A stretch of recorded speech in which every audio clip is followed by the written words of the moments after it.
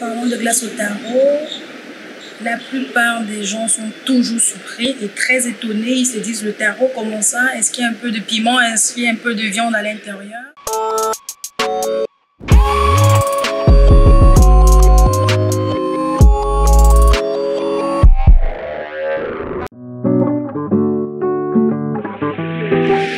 Moi, c'est Amsilia Kelgio, promotrice de l'entreprise Ferti Gelato. Aujourd'hui, nous nous retrouvons au Palais de Congrès pour une foire d'innovation. Nous proposons aux Camerounais des glaces à bâtonnets, encore appelées des glaces des Esquimaux. Notre particularité est la suivante, nous faisons des glaces à base d'épices locales et précisément la glace au taro. Nous avons aussi des glaces comme on cuit, bongo, foléré. Donc tout ce qui est épices, au fait, peut s'utiliser en infusion pour faire des bonnes glaces.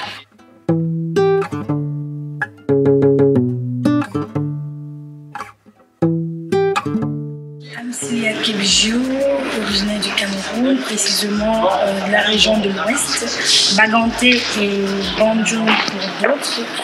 Voilà, après de longues années passées en Belgique, j'ai décidé de revenir au Cameroun pour essayer de mettre mon grain de sel dans le développement de ce pays en créant des glaces en bâtonnets. Étant déjà une femme de glace, je me suis rendu compte que c'était tous les bâtonnets ou tous les esquimaux que nous trouvions au Cameroun étaient importés.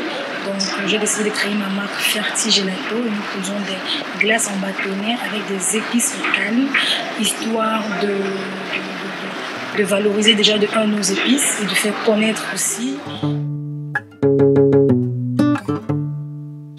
Comment j'ai eu la notion de manipuler ces épices, c'est après une formation que j'ai eu à faire à l'université de la glace en Italie.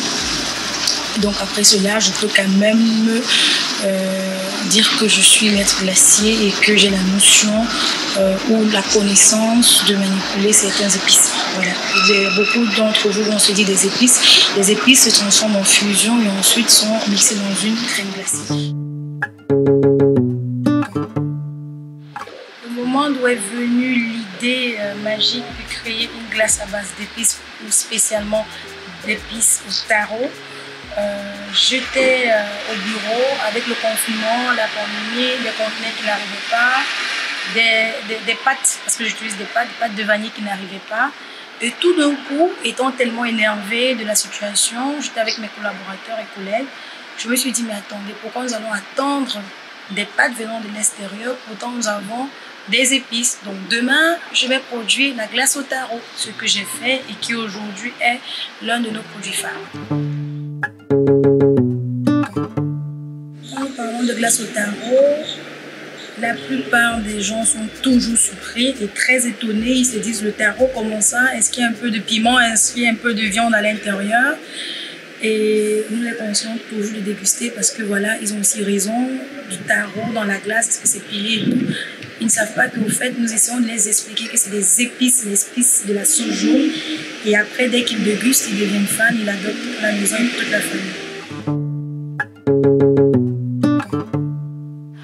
On essaye du mieux qu'on peut de ramener notre savoir-faire et de faire aussi, de former aussi les autres jeunes, histoire de se mettre ensemble pour un Cameroun meilleur.